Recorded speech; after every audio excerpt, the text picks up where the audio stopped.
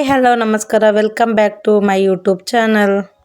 ನಾನಿವತ್ತು ನಿಮಗೆ ಬಿಸಾಡೋ ಸಿಪ್ಪೆಯಿಂದ ಹಲ್ವಾ ಮಾಡೋದನ್ನ ಹೇಳ್ಕೊಡ್ತಾ ಇದ್ದೀನಿ. Simple and tasty. ಈ ಬೇಸಿಗೆಯಲ್ಲಿ ಆಲ್ಮೋಸ್ಟ್ ಎಲ್ಲರ ಮನೇಲೂ ತಂದಿರ್ತಾರಲ್ವ ಕಲ್ಲಂಗಡಿ ಹಣ್ಣು. ಆ ಹಣ್ಣು ತಿಂದ್ಬಿಟ್ಟು ಸಿಪ್ಪೆ ಎಸಿತೀವಲ್ವ, ಅದ್ರ ಬದಲು ಈ ಥರ ಹಲ್ವಾ ಮಾಡಿ ತುಂಬ ಟೇಸ್ಟ್ ಇರುತ್ತೆ. ಆ ಸಿಪ್ಪೆ ಮೇಲ್ಗಡೆ ಇರೋದೆಲ್ಲ ತೆಗೆದುಬಿಟ್ಟು ಈ ಥರ ತೊಳೆದಿಟ್ಕೋಬೇಕು. ನೆಕ್ಸ್ಟ್ ಎಲ್ಲ ನೀಟಾಗಿ ತುರ್ಕೊತಾ ಇದ್ದೀನಿ ನೋಡಿ. ಈ ಥರ ಫುಲ್ ಎಲ್ಲ ತುರ್ಕೋಬೇಕು ನೀಟಾಗಿ. ತುರ್ಕೊಂಡಿದ್ದಾದಮೇಲೆ ನಾನು ಒಂದು ಕುಕ್ಕರ್ಗೆ ಹಾಕ್ಕೊಂಡಿದ್ದೀನಿ. ಕುಕ್ಕರ್ಗೆ ಹಾಕ್ಕೊಂಡೇ ಪಾತ್ರೆಯಲ್ಲೂ ಮಾಡ್ಕೋಬೋದು, ಬಟ್ ಬೇಗನೆ ಆಗುತ್ತೆ ಅಂತಂದೇಳ್ಬಿಟ್ಟು ಕುಕ್ಕರ್ಗೆ ಹಾಕ್ಕೊತಾ ಇದ್ದೀನಿ. ಒಂದು ವಿಷಲ್ ಆಯಿತು. ನೆಕ್ಸ್ಟ್ ಹಾಲು ಹಾಕ್ಕೊತಾ ಇದ್ದೀನಿ. ಬೆಲ್ಲ ಹಾಕಿದ್ರೆ ಹಾಲೇನು ಹಾಕೋ ಅವಶ್ಯಕತೆ ಇರೋಲ್ಲ, ನಾನು ಬೆಲ್ಲ ಹಾಕಲ್ಲ, ಸಕ್ಕರೆ ಹಾಕ್ತೀನಿ. ಹಾಗಾಗಿ ಅದನ್ನು ನೀಟಾಗಿ ಮಿಕ್ಸ್ ಮಾಡ್ಕೊತಾ ಇದ್ದೀನಿ.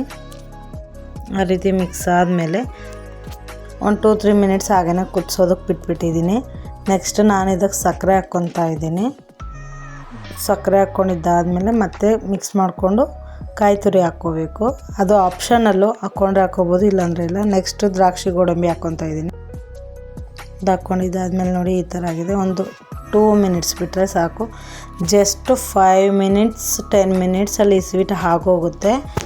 ಕಲ್ಲಂಗಡಿ ಸಿಪ್ಪೆಯಿಂದ ದೋಸೆ ಸಹ ಮಾಡ್ಬೋದು, ತಾಳೆಪಟ್ಟು ಸಹ ಮಾಡ್ಬೋದು, ಟುಟ್ಟಿ ಫ್ರೂಟಿ ಸಹ ಮಾಡ್ಬೋದು. ನಾನು ನೆಕ್ಸ್ಟ್ ವೀಡಿಯೋದಲ್ಲಿ ತೋರಿಸ್ತೀನಿ ಅದನ್ನೆಲ್ಲ.